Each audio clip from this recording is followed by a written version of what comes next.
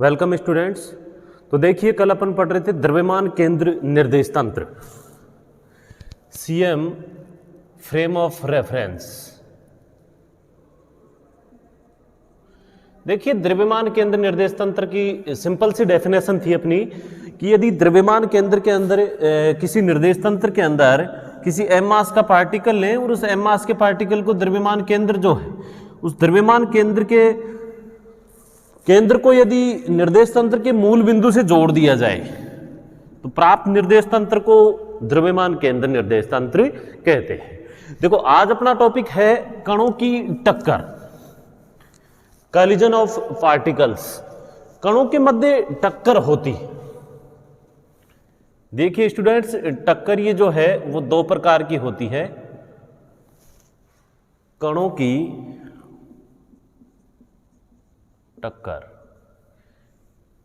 आपको पता है ये एक इलास्टिक होती है और इन इलास्टिक टू टाइप्स जो कॉलिजन होती है। कणों के मध्य टक्कर, देखो जो भारी पार्टिकल होते हैं उनके मध्य टक्कर तभी होगी जब दोनों पार्टिकल आपस में मिलते हो। लेकिन कोई चार्ज पार्टिकल जैसे होता है नाभिकीय भौतिकी के अंदर, जैसे कोई चार्ज पार्टिकल्स हैं, एक का चार्ज पॉजिटिव है दूसरे का चार्ज नेगेटिव है, तो इनको एक दूसरे के नजदीक आने की आवश्यकता नहीं है, ये एक दूसरे को वैसे ही प्रतिकर्षित करते हैं, तो ये नाभिकीय भौतिकी में टक्कर ही कहलाती है। तो कणों की टक्कर, जब दो कण एक दूसरे की ओर गति करते हैं तो निकट आने पर उनकी गति, संवेग या ऊर्जा विपरीत हो जाती है। जब दो कण एक दूसरे की ओर गति करते हैं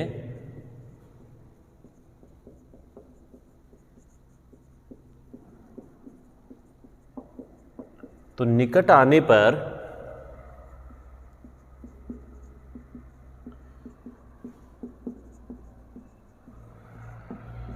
उनकी गति, संवेग तथा ऊर्जा परिवर्तित हो जाती है। निकट आने पर उनकी गति, संवेग तथा ऊर्जा क्या हो जाती है? परिवर्तित हो जाती है। इस प्रक्रिया को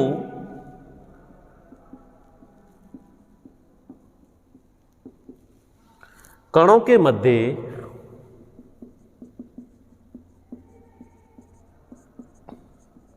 टक्कर कहते हैं। देखो, टक्कर करने के लिए कणों का पास पास होना आवश्यक नहीं है।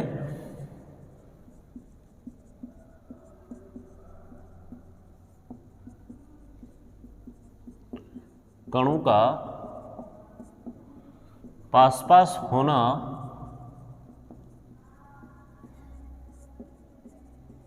आवश्यक नहीं है,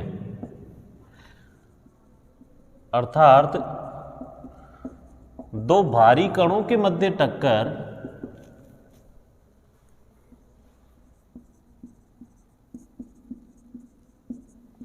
भारी पार्टिकल्स जो होते हैं उन भारी कणों के मध्य टक्कर आपस में टकराने से होती है।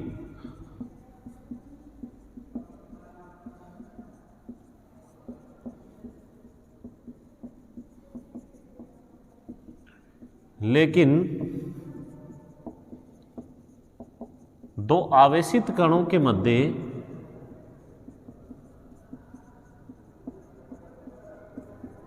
टक्कर के लिए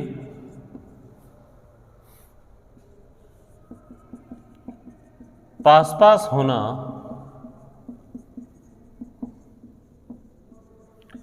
आवश्यक नहीं है। उनके मध्य टक्कर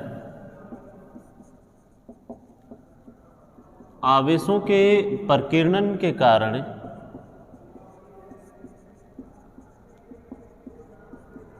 हो जाती है। आवेशों के प्रकीर्णन के कारण उनके मध्य टक्कर हो जाती है। टक्कर दो प्रकार की होती है।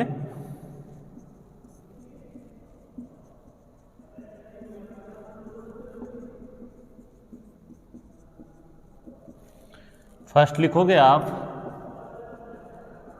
प्रत्यास्थ टक्कर इलास्टिक,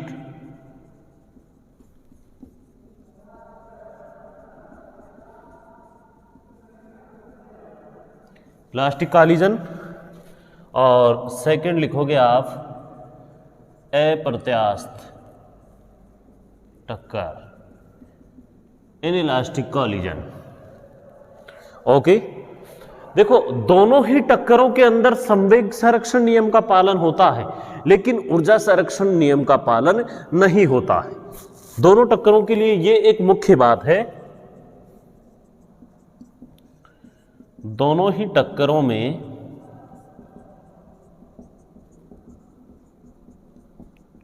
संवेग संरक्षण नियम का पालन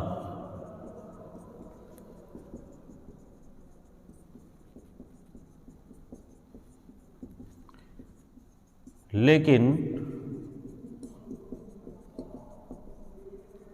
ऊर्जा संरक्षण का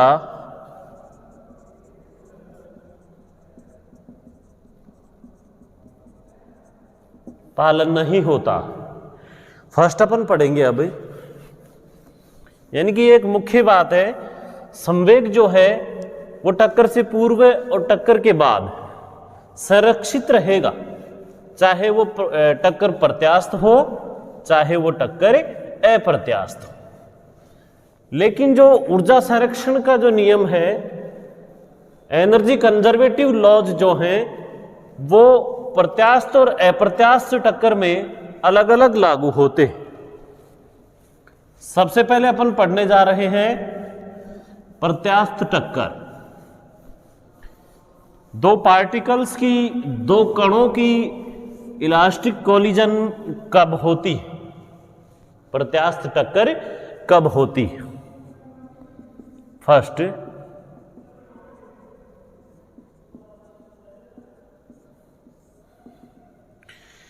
देखिए प्रत्यास्थ टक्कर क्या होती है कि कणों का संवेग भी संरक्षित हो और कणों के ऊर्जा संरक्षण का नियम भी पालन होते हो। संवेग और ऊर्जा संरक्षण दोनों नियमों का अगर पालन होता है उसे कहते हैं अपन प्रत्यास्थ टक्कर। टकराने के बाद में दोनों विपरीत दिशाओं में गति करेंगे और उनकी जो एनर्जी है वो भी क्या होगी, जितनी टक्कर से पूर्व है उतनी ही टक्कर के बाद होगी। तो आप लिखोगे माना दो कण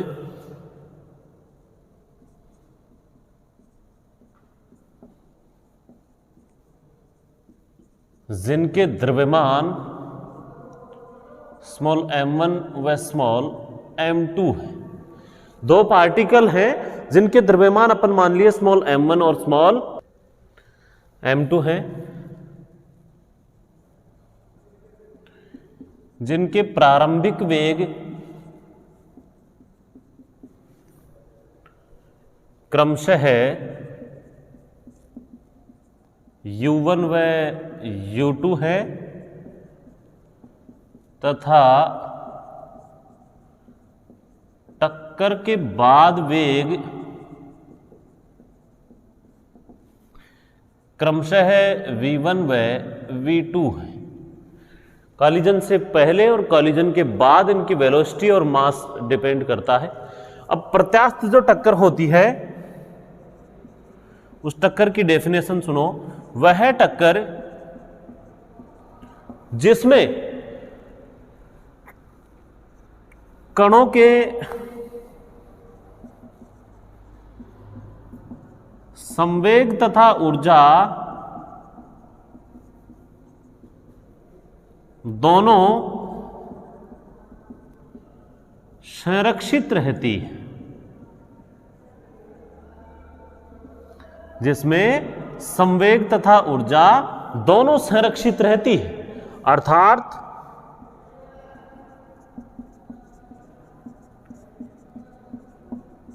टक्कर से पूर्व कुल ऊर्जा एवं संवेग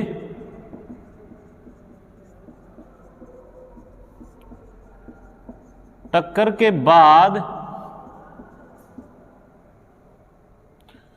कुल ऊर्जा एवं संवेग के बराबर होता।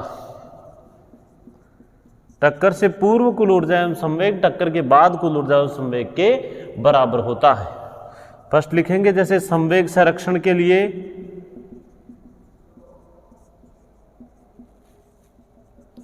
देखो संवेग संरक्षण के लिए क्या करोगे, संवेग p इक्वल टू क्या होता है, mv होता है। प्रारंभिक वेग के लिए क्या हो जाएगा, p equal to p initial कह देंगे, p फाइनल कह दोगे, p initial equal to mu, p final equal to mv। अब दो पार्टिकल हैं तो उनके लिए अलग अलग लिखोगे। फर्स्ट देखो m1 u1 vector first particle के लिए plus m2 u2 vector second particle के लिए, टोटल संवेग हो गया इक्वल होगा किसके, m1 v1 plus m2 v2। ये संवेग संरक्षण का लो। ऐसे ही आप एनर्जी संरक्षण के लिए कैसे कहोगे, ऊर्जा संरक्षण के लिए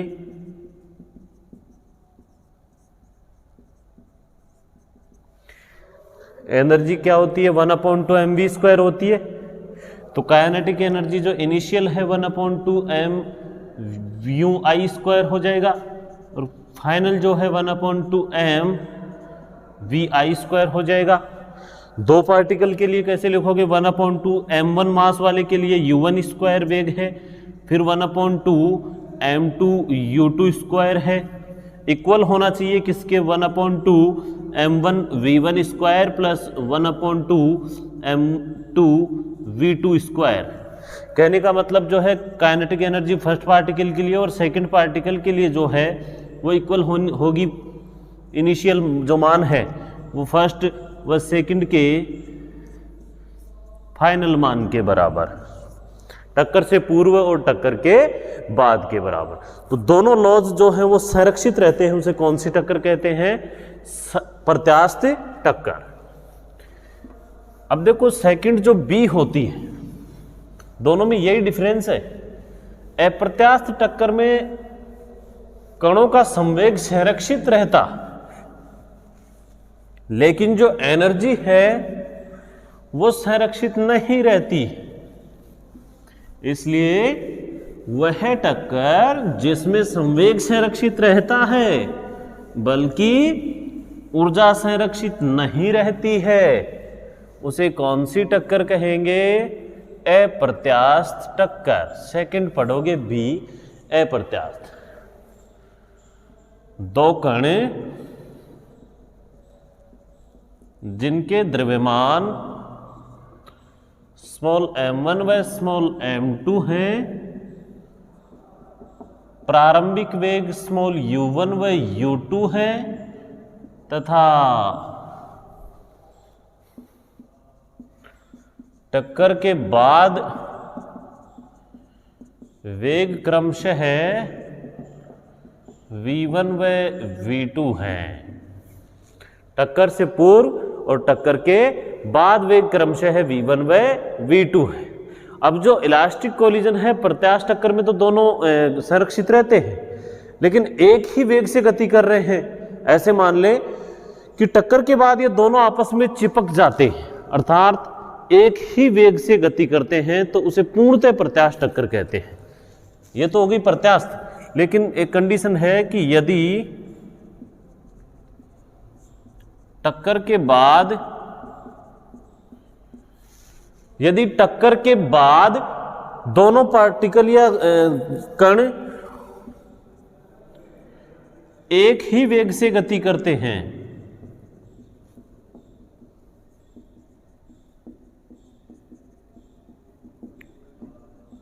अर्थात चिपक जाते हैं, तो उसे पूर्णतः अप्रत्यास्थ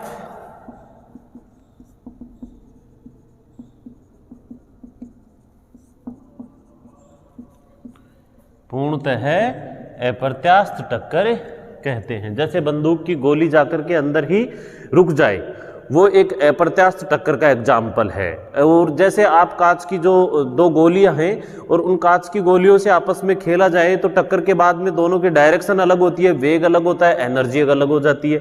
यानी काइनेटिक एनर्जी स्थिति परिवर्तित होती है तो स्थितिज ऊर्जा में भी चेंजेज हो जाती है। तो ऐसी एनर्जी, ऐसी टक्कर तो जो है प्रत्यास्थ टक्कर कहलाती है। लेकिन जैसे बंदूक की गोली जो है वो जैसे किसी माध्यम के ऊपर बंदूक की गोली दागी जाती है तो जाकर के वहीं समा जाना, एक ही हो जाना, दोनों पार्टिकल एक ही वेग से गति करने लग जाए तो उसे कहते हैं अप्रत्यास्थ टक्कर। तो इस टक्कर में कणों का संवेग संरक्षित रहता है, मैंने बताया था, लेकिन ऊर्जा संरक्षित नहीं रहती। इस टक्कर में, या डेफिनेशन इसकी सेकंड लिख लो, वह टक्कर जिसमें संवेग संरक्षित रहता है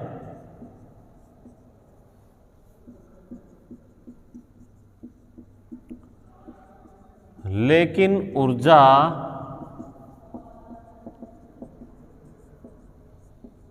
संरक्षित नहीं रहती है,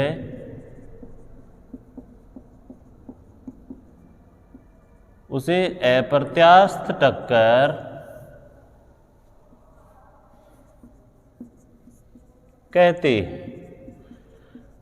संवेग संरक्षित रहता है लेकिन एनर्जी कंजर्व नहीं रहती है। माना दो कणों के प्रारंभिक वेग कितने थे, u1 व u2, अतः कणों के टक्कर से पूर्व संवेग, पहले संवेग संरक्षण करेंगे तो लिखोगे माना दो कणों के, प्रारंभ में भी लिखा दिया था, प्रारंभिक वेग u1 व u2 हैं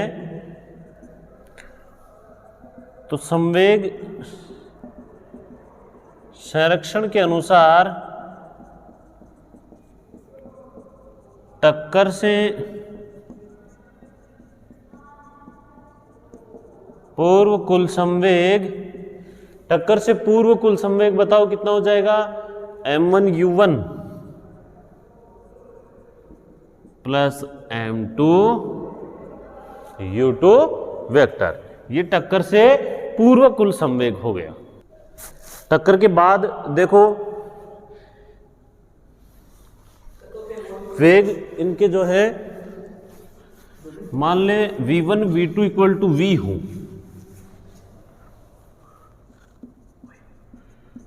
टक्कर के बाद वेग v vector equal to v1 vector equal to v2 vector, यानी कि दोनों पार्टिकल एक ही वेग से गति करने लग जाएं। v1 और v2 इक्वल हो गए v के, क्योंकि दोनों पार्टिकल एक ही हो गए। जैसे मैंने कहा था कि बंदूक की गोली चिपक जाती है तो दोनों पार्टिकल का वेग भी क्या हो गया, v हो गया। तो टक्कर के बाद जो संवेग क्या हो जाएगा, संवेग equal to m1 plus m2 v vector, m1 v vector plus m2 v vector, दोनों में v कॉमन है। तो संवेग संरक्षण के अनुसार